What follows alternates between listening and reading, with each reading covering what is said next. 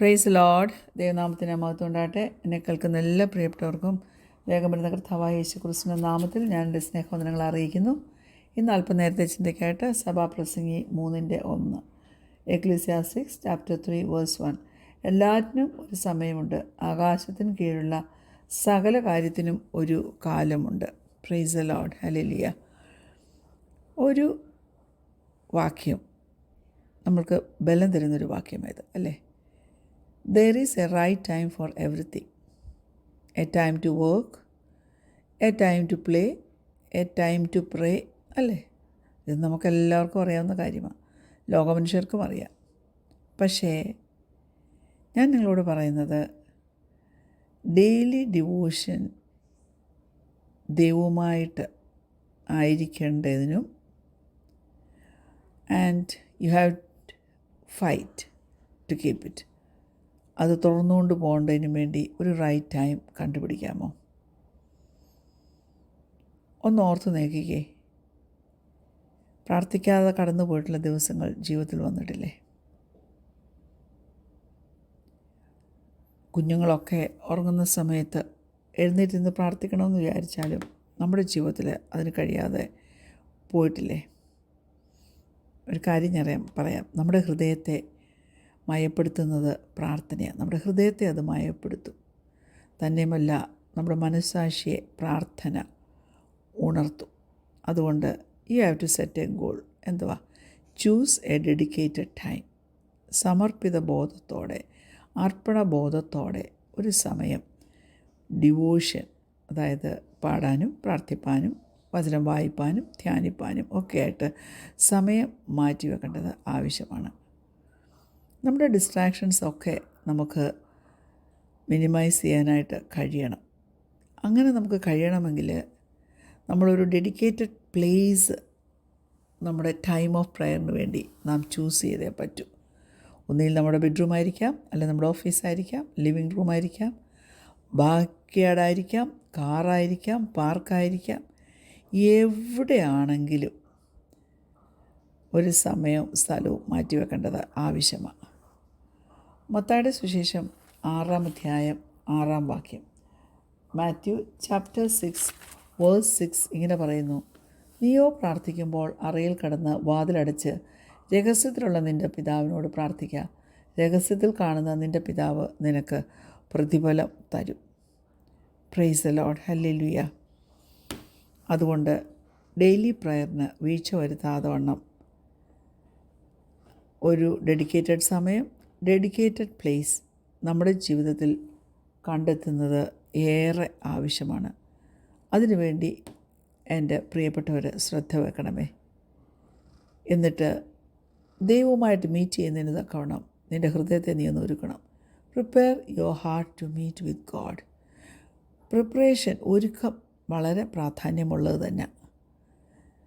പ്രാർത്ഥിക്കുന്നതിന് മുമ്പ് നമ്മൾ ചെയ്യേണ്ട ആദ്യത്തെ ഒരു കാര്യം, നമ്മുടെ ഹൃദയത്തെ നാം ഒന്ന് ഒരുക്കണം.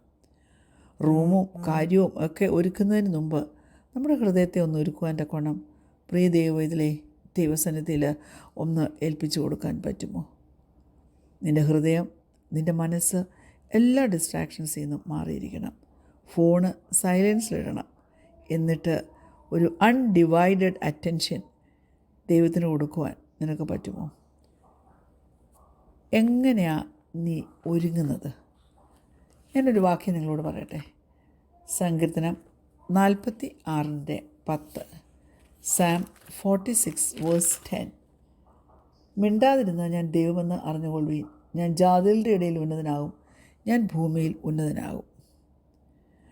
അപ്പോൾ നമ്മുടെ ഹാർട്ട് റെഡിയാക്കണമെങ്കിൽ അതിന് ഒരു എഫേർട്ട് വേണം. നമ്മുടെ ഹൃദയം ദൈവത്തെ മീറ്റ് ചെയ്യുവാൻ്റെ ഗുണം ഒരുക്കമുള്ളതായി തീരട്ടെ. എന്നിട്ട് സ്റ്റാർട്ട് വിത്ത് താങ്ക്സ് ഗിവിങ്. നന്ദി പറഞ്ഞുകൊണ്ട് നീ നിൻ്റെ പ്രയർ ടൈം ഒന്ന് തുടങ്ങിക്കേ. എന്തെല്ലാം കാര്യം അവൻ നിനക്കായി ചെയ്തു തന്നു. നീ നിൽക്ക്. ദൈവത്തിന് നന്ദി പറയാനായിട്ടുള്ള സംഗതികൾ ഓർത്തോർത്ത് നന്ദി പറയുക. നമ്മുടെ കൂട്ടാളിക്ക് വേണ്ടി, നമ്മുടെ കുഞ്ഞുങ്ങൾക്ക് വേണ്ടി, നമുക്ക് ദൈവം തന്ന ഫ്രണ്ട്സിന് വേണ്ടി, നമ്മുടെ മിനിസ്ട്രിക്ക് വേണ്ടി, നമ്മുടെ ബിസിനസ്സിന് വേണ്ടി, ദൈവത്തിൻ്റെ ഫേവറിന് വേണ്ടി, ദൈവം തന്നിരിക്കുന്ന പ്രൊവിഷന് വേണ്ടി നമ്മുടെ ജീവിതത്തിൽ അവൻ നമ്മെ സൂക്ഷിക്കുന്ന വിധങ്ങൾക്കായിട്ട്. Provision and protection on your life. അത് വലിയ കാര്യമാണ്. അത് ദൈവം നമുക്ക് തരുന്നതാണ്. അതിനുവേണ്ടി ദൈവത്തോട് നമുക്ക് നന്ദി പറയുവാൻ നാം കടപ്പെട്ടവരല്ലേ. സങ്കീർത്തനം 95:2, Psalm 95:2 ഇങ്ങനെ പറയുന്നു: നാം സ്തോത്രത്തോടെ അവൻ്റെ സന്നിധിയിൽ ചെല്ലുക, സങ്കീർത്തനങ്ങളോടെ അവന് ഘോഷിക്കുക. Thanking God is the best way to put your problems into perspective. അങ്ങനെ താങ്ക്സ് ഗിവിങ് പറഞ്ഞുകൊണ്ട് നാം പ്രാർത്ഥിക്കാൻ തുടങ്ങുമ്പോൾ നമ്മുടെ ഫോക്കസ് നമുക്ക് ഇല്ലാത്തതിൽ നിന്ന് ഇല്ലാത്തവയെക്കുറിച്ചുമൊക്കെ ഉള്ളത് ഷിഫ്റ്റ് ചെയ്യും. ഹല്ലേലൂയ. എന്നിട്ട് ഉള്ളതിന് നന്ദി പറയുവാൻ, ഉള്ളവയെ നോക്കുവാൻ തക്കവണ്ണം നമ്മുടെ ഹൃദയം അതിന് നമ്മെ പ്രാപ്തരാക്കും. അവിടെയാണ് കുഞ്ഞെ നിൻ്റെ പ്രാർത്ഥനയുടെ ബാക്കി ഭാഗം കിടക്കുന്നതെന്ന് ഓർത്തോണം. എങ്കിൽ മാത്രമേ അത് നന്നായി കൊണ്ടുപോകാനായിട്ട് പറ്റത്തുള്ളൂ. ഈ 95-ന്റെ 2-ാം വാക്യത്തിൽ സ്തോത്രത്തോടെ അവൻ്റെ സന്നിധിയിൽ ചെല്ലണം, സങ്കീർത്തനങ്ങളോടെ അവന് ഘോഷിക്കണം എന്നാണ് പറയുന്നത്. Let us sing psalms of praise to him. അതായത് ഇത് കണക്ട് ചെയ്യുന്നത് താങ്ക്സ് ഗിവിങ്ങിനെ വർഷിപ്പുമായിട്ട് കണക്ട് ചെയ്യുക. എപ്പോഴും മ്യൂസിക് വർഷിപ്പിനെ ഫെസിലിറ്റേറ്റ് ചെയ്യും അല്ലേ? അല്ലെങ്കിൽ വർഷിപ്പ് ഒരു മ്യൂസിക്കായിട്ട് മാറത്തില്ല. നമ്മൾ പാട്ടുകൾ വെറുതെ ചിലപ്പോൾ വായിച്ചു വിട്ടു എന്നിരിക്കും. വർഷിപ്പ് എന്ന് പറയുമ്പോൾ it is a love, adoration and honour we pour out to God. അപ്പം ദൈവവുമായിട്ട് കുഞ്ഞെ എങ്ങനെ നിനക്ക് എൻഗേജ് ചെയ്യാൻ പറ്റും? വർഷിപ്പിൽ എങ്ങനെ നിൻ്റെ സ്നേഹം നിനക്കൊന്ന് എക്സ്പ്രസ് ചെയ്യാൻ പറ്റും? നിനക്ക് പാടാം, നിനക്ക് കൈയടിക്കാം, നിൻ്റെ കരമുയർത്താം, നിനക്ക് ഡാൻസ് ചെയ്യാം, എന്തൊക്കെ വേണമെങ്കിലും നിനക്ക് ചെയ്യാം അല്ലേ? അപ്പോൾ പേഴ്സണലി ദൈവവുമായിട്ട് നിന്നെ കണക്ട് ചെയ്ത് എന്താണെന്ന് വെച്ചാൽ അതായിരിക്കണം കുഞ്ഞെ നിൻ്റെ personal time of worship. Praise God. അതിനുശേഷം ലിസൺ ടു ഗോഡ്സ് വോയിസ്. ദൈവത്തിൻ്റെ ശബ്ദത്തിന് വേണ്ടി നാം കാതോർക്കണം. ദൈവവുമായിട്ടുള്ള നമ്മുടെ റിലേഷൻഷിപ്പ് അതിന് ധാരാളം അത്ഭുതകരമായ ഡയമെൻഷൻസ് ഉണ്ട്. അതെങ്ങനെ പറഞ്ഞ് പ്രതിഫലിപ്പിക്കണമെന്ന് എനിക്കറിയത്തില്ല. ഞാൻ പറയട്ടെ, ദൈവവുമായിട്ട് സംസാരിപ്പാനും നമ്മുടെ ഹൃദയം അവൻ്റെ മുമ്പിൽ പകരാനും ഒക്കെ ദൈവം നമ്മെ തിരഞ്ഞെടുത്തവരാ. പക്ഷെ അത് നടക്കണമെങ്കിൽ നിൻ്റെ ബെസ്റ്റ് ഫ്രണ്ടായിട്ട് ദൈവത്തെ കണ്ട് അവനോട് സംസാരിപ്പാൻ നീ ആരംഭിക്കണം.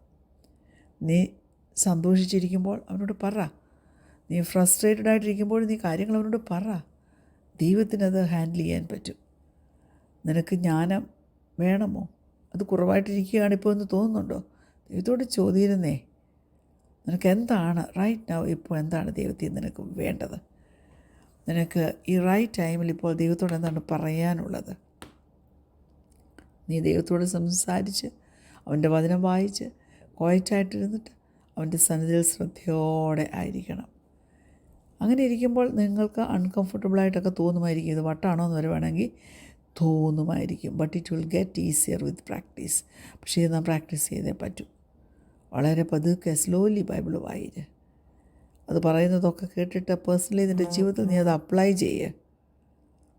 എന്നിട്ട് നിൻ്റെ ജീവിതത്തിൽ എന്തൊക്കെ കാര്യങ്ങൾ ആ കേട്ടതിൽ നിന്ന് നിനക്ക് അപ്ലൈ ചെയ്യാമെന്നുള്ളത് മനസ്സിലാക്കി അത് അപ്ലൈ ചെയ്യണം. വായിക്കുമ്പോൾ നാം പ്രാർത്ഥനയോടെ വേണം ബൈബിൾ വായിക്കാൻ. കർത്താവേ, എൻ്റെ ദൃഷ്ടികളെ ഒന്ന് തുറക്കണമേ, എൻ്റെ ബുദ്ധിയൊന്ന് തുറക്കണമേ, എങ്കിൽ മാത്രമേ എനിക്കൊരു ഇൻസൈറ്റ് ലഭിക്കത്തുള്ളൂ എന്ന് ദൈവത്തോട് പറയണം. മുന്നോട്ട് പോകുമ്പോൾ ഒബീഡിയൻസും ഇൻറ്റിമസിയും എല്ലാം നമ്മുടെ ജീവിതത്തിൽ ഉളവായി വരണമെങ്കിൽ കർത്താവ് നമ്മെ സഹായിച്ചെങ്കിൽ മാത്രമേ പറ്റത്തുള്ളൂ. നമ്മുടെ വിചാരത്തിൽ കൂടെ, വികാരത്തിൽ കൂടെ, സംസാരം മറ്റുള്ളവരുമായിട്ടുള്ളതിൽ കൂടെ, നമ്മുടെ ഹൃദയത്തിൽ എഴുതി വച്ചിരിക്കുന്ന, നാം സംഗ്രഹിച്ച് വച്ചിരിക്കുന്ന തിരുവചനത്തിൽ കൂടെ, പല വിധത്തിലൂടെ ദൈവം നമ്മോട് റെസ്പോണ്ട് ചെയ്യും. എന്നാൽ പിന്നെ അത് ഇന്ന് തന്നെ ആരംഭിക്കരുതോ? ദൈവമക്കളെ, നിങ്ങളെ അതിന് ദൈവം സഹായിക്കട്ടെ എന്ന് ഞാൻ ആഗ്രഹിക്കുകയാണ്, ഞാൻ പ്രാർത്ഥിക്കുകയാണ്. അതുപോലെ ബൈബിൾ റീഡ് ചെയ്തിട്ട് മെഡിറ്റേറ്റ് ചെയ്യുന്ന കാര്യം മറന്നു പോകരുത്.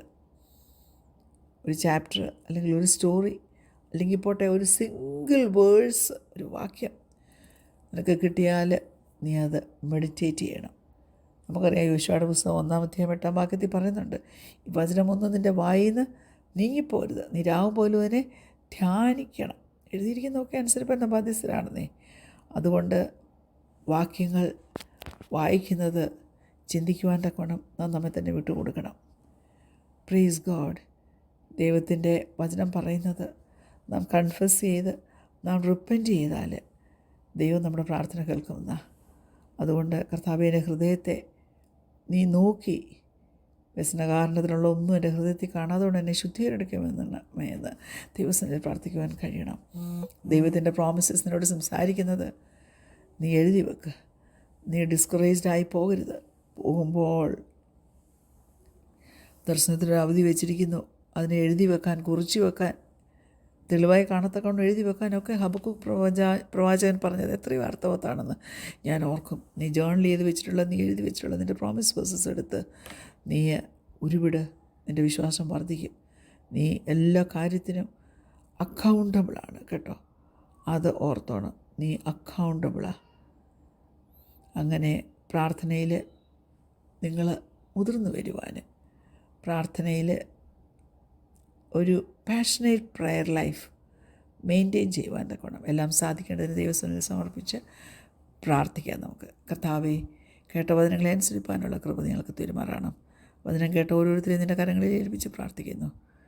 എല്ലാ വചനങ്ങളും കർത്താവേ ഞങ്ങളുടെ ജീവിതത്തിൽ ഉപകാരമായി വരുവാൻ, അതനുസരിച്ച് അതിൻ്റെ നന്മ പ്രാപിപ്പാൻ ഞങ്ങളെ സഹായിക്കണം. പ്രാർത്ഥന ഘടനാൽ സ്തോത്രം യേശുവിന്റെ നാമത്തിൽ തന്നെ. ആമേൻ. Praise Lord. God bless you all.